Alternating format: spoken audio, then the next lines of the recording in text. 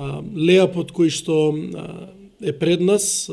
денеска на еден начин е скенер на состојбите и на она што се случувало и до каде сме на полето на заштита на животна средина и екологија, но и патоказ, да кажам, на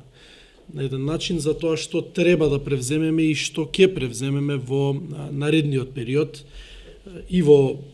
останатите години од мандатот, дали јас, дали некој друг или трет и во наредните години кои што ќе преостанат од важењето на Леапот.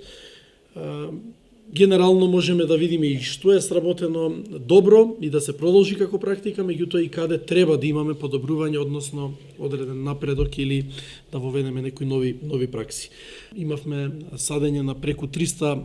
високо израснати садници, кои што, како што кажав, целта беше само меѓублоковското зеленило, односно онаа територија која што и законски припаѓа под ингеренција на општина Карпош, додека градот Скопје влезе во обнова на булеварското, односно, условно кажано, ние така велиме градското зеленило. Она што сум навистина горд е што општината лани за прв пат додели субвенции за набавка на велосипеди. Се потрудивме во изминатите година и 2 месеци, да кажам, символично и да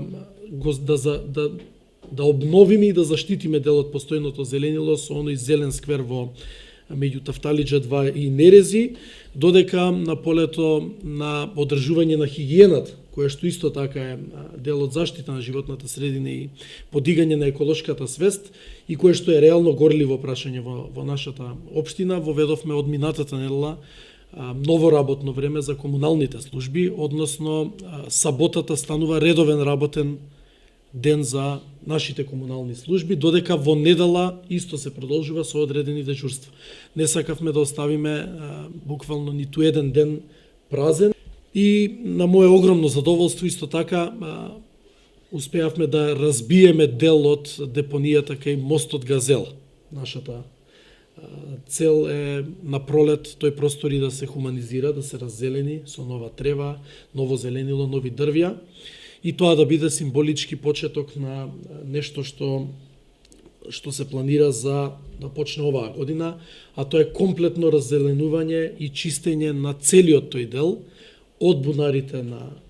Лепенец, крајот на Илинденска, по должина на Вардар до грубо до вештачката Карпа.